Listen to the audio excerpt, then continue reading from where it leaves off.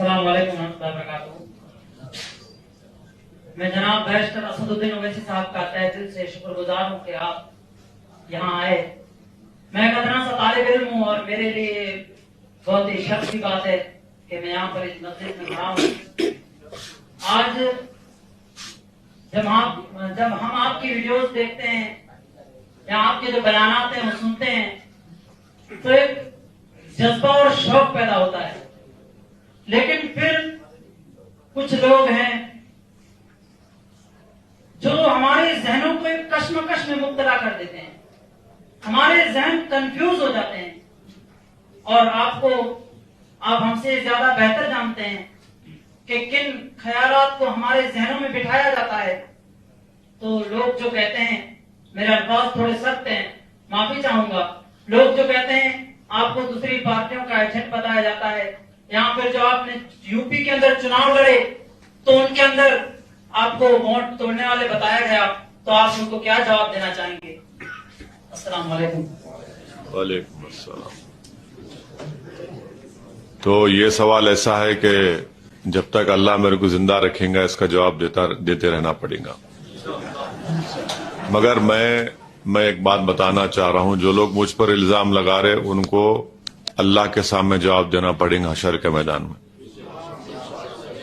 میں تو یہ جواب دے دوں گا آپ کو، مگر جو الزام مجھ پہ لگا رہے ان کو اللہ کے سامنے یہ بتانا پڑے گا۔ تو اب اس سے بڑھ کے بات میں کیا کر سکتا ہوں؟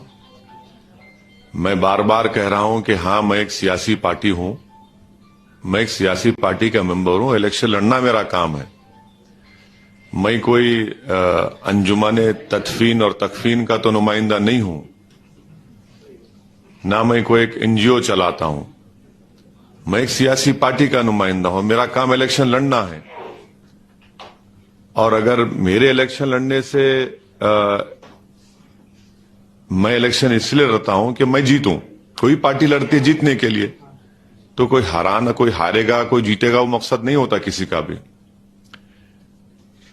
اب جو آپ کے دل میں کشمکش پیدا کرتے، آپ کو خیالات میں آپ کو آتا ہے کہ بھئی یہ صحیح ہے کہ آدمی ہے، تو میں آپ کو اتنا ہی کہہ سکتا ہوں کہ آپ اللہ سے دعا کریے کہ اگر اسدالدین اویسی صحیح ہے یا جماعت صحیح ہے تو ہم کو ساتھ دینے کی توفیق عطا فرمائے۔ اس سے بڑھ کے تو میں کچھ نہیں کر سکتا نا، کہ کیونکہ کیا ہے کہ اگر میری تقریر سن کے آپ کو اچھا لگتا ہے اور اس کے بعد آپ کے دل میں یہ وسوسے آتے ہیں تو اس کا تو حل صرف کسی کے انسان کی بس کی بات نہیں ہے کسی کے دل کو راغب کیا جائے، یہ تو اللہ کا کرم ہونا پڑتا۔ تو میں تو کوشش کر رہا ہوں، کوشش کرتے رہوں گا۔ اور رہا سوال ان لوگوں کا، تو یہ لوگ جو ہے یہ لوگ نہ کھل کر مسائل کو بات کرتے ہیں مسلمانوں کی، نہ مظلوم عوام کی، نہ دلتوں کی۔ یہ ایسے لوگ ہیں جو ان کا خود اس میں کوئی مقصد لگتا ہے میرے کو، کہ وہ یہ نہیں چاہتے کہ مظلوموں کو، غریبوں کو ان کا حق ملے۔ وہ یہ چاہتے ہیں کہ اپنی اجارہ داری ان کی چلتی رہے۔ میرا ایک ہی سوال ہے کہ جب لوکتنتر میں ہم رہتے ہیں، جمہوریت میں ہم رہتے ہیں، تو ہم کو اپنی آواز کو پیدا کرنا ضروری ہے، اور اس میں کوئی بری بات نہیں ہے۔ ہر آدمی، ہر پارٹی کے نمائندے اپنے اپنے لوگوں کو، اپنی برادری کو، اپنی ذات کو، اپنی کاسٹ کو وہ آگے لے کر بڑھتے ہیں۔ تو اب اس میں اس پر کوئی انگلی نہیں اٹھاتا ہے۔ اب جیسا ہی مسلم اقلیت یا الپ سنکھیک سماج کی بات آتی ہے تو سب کا بولنا یہ ہے کہ آپ لوگ صرف مشاعرہ کرنا، ایک قوالی کا پروگرام کر لینا، اور الیکشن آیا تو سیکولرزم کے نام پہ ہم کو ووٹ ڈال دینا۔ ہم یہ بول رہے ہیں کہ بھئی ہمارے مسائل بہت ہیں، زندگی اور موت سے لے کر ہمارے مسائل ہیں، وہ مسائل کو حل کون کرے گا؟ تو اور اس بات کو آپ ذہن نشین کر لیجئے کہ آپ میں اور ہم میں اتنی طاقت نہیں ہے کہ ہم کسی سرکار کو یا کسی پارٹی کو سرکار میں آنے سے روک سکیں۔ ہم میں اتنی صلاحیت ہے کہ ہم اپنے ووٹ سے برادران وطن کے ساتھ لے کر ہم اپنے نمائندوں کو کامیاب کر سکتے ہیں. تو میرا بولنا اتنا ہی ہے. اور جو لوگ یو پی کے تعلق سے بولتے ہیں، یہ بات سچ ہے کہ 90% اتر پردیش کے مسلمان نے اپنا ووٹ سماجوادی کو دیا. اس میں کوئی انکار نہیں کر سکتا. مگر حاصل کیا ہوا میرے کو بتائیے. میں تو اتر پردیش کے ودھان سبھاؤں کے چناؤ کے سلسلے میں میرے خیال سے کم سے کم 150 سے زیادہ اللہ نے مجھے موقع دیا تقاریر کرنے کا، پارٹی کے لیے انتخابی مہم چلانے کا. میری ہر تقریر کو اٹھا کے دیکھ لیے، چاہے وہ 10 منٹ کی ہو یا آدھے گھنٹے کی ہو. میں یہ بار بار بول رہا تھا کہ آپ ان کو نہیں روک پائیں گے، بی جے پی کو. تو میرے کو بولتے تھے دیکھو ملا ہوا ہے. میں اگر میں جھوٹ بولوں گا تو کیا ملا ہوا نہیں ہوں کیا؟ میں سچائی کو بیان کر رہا تھا. دیکھو آپ نہیں روک پائیں گے، آپ اپنے نمائندے کو کامیاب کر لو. مگر آپ عالم دین ہے، میں یہاں بیٹھ کر نہیں بول سکتا نا کہ ہدایہ کی پہلی جلد میں کیا لکھا ہوا ہے.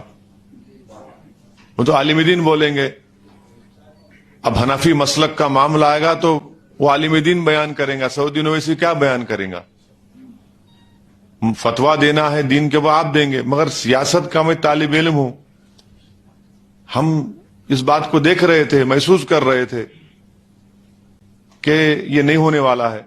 مگر مجھ پہ انگلی اٹھا دیے، بولے دیکھو ابھی سے بول رہا ہے. اب جب نتیجے آ گئے 10 مارچ کو تو اس کے بعد کیا بول رہے ہیں سب خاموش ہو گئے.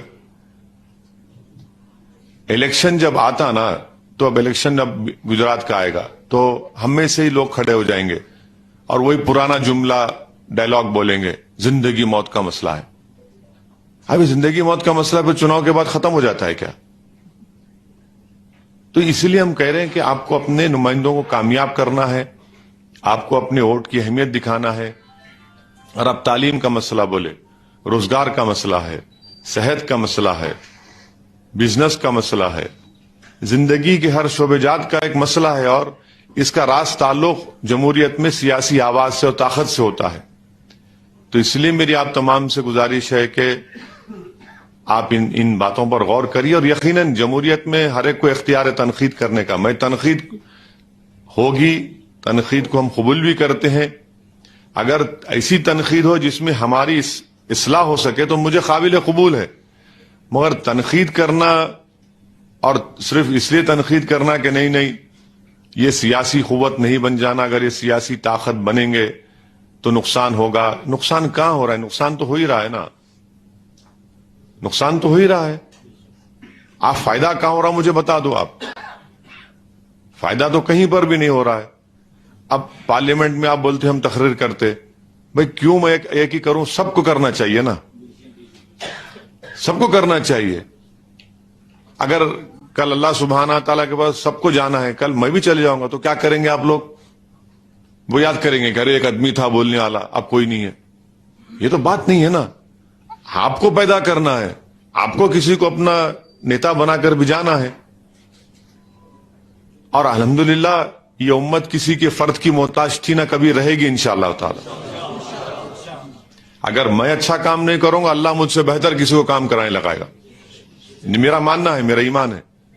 اللہ آج مجھے مقام دیا، موقع دیا، میں کام کر رہا ہوں، میں بول رہا ہوں جتنا مجھ سے ہو سکتا میں بولوں گا. کیونکہ کل مجھے جا کر جواب دینا ہے کہ تم کو دولت دی گئی، مقام دیا گیا، عزت دی گئی، تم کیا استعمال کیے. تو ٹھیک ہے، میں کوئی دعویٰ نہیں کر رہا ہوں کوئی میں بہت بڑا نیک آدمی ہوں. یقیناً اگر دنیا کا سب سے بڑا گناہ گار ہے تو سعودی یونیورسٹی ہے. مگر مجھے اس بات کی فکر ہے کہ مجھے یہاں نہیں پوچھے تو وہاں تو جواب بتانا پڑے گا نا. مال بتانا کیا، سب سامنے رہے گا. میری انگلیاں، میرا بال، میرا ناخن، میرے پیر سب جواب دے دیں گے. تو یہ آپ بھی سوچئے اور اس بات کو ہم کو لے کے آگے بڑھنا ہے. میں جانتا ہوں کہ یہ کام آسان نہیں ہے، بالکل آسان نہیں ہے. میں جو صابر بھائی کی قیادت میں جو کام ہو رہا آسان کام نہیں ہے، بہت مشکل کام ہے یہ. مگر ہم کو اللہ کی ذات پر پورا بھروسہ ہے، اعتماد ہے، ہم اس پر توکل کر رہے ہیں. اور جو سنت کا طریقہ ہے کہ مشورہ کرنا، مشاورت کرنا، اسی لیے آپ کو تکلیف دی گئی، زحمت دی گئی. اور بار بار آپ کو تکلیف دیں گے اس معاملے میں، آپ سے پوچھتے رہیں گے، آپ کی سرپرستی چاہیے، آپ کی رہبری چاہیے. اگر ہم غلطی کر رہے تو ہمارا ہاتھ پکڑ کے بولو کہ صابر اسد صاحب یہ صحیح کرو، یہ غلط ہو رہا ہے، میں اس کے لیے قبول کرنے تیار ہوں۔ اور دیکھیے، اگر آپ مسجد میں اگر نماز ہو رہی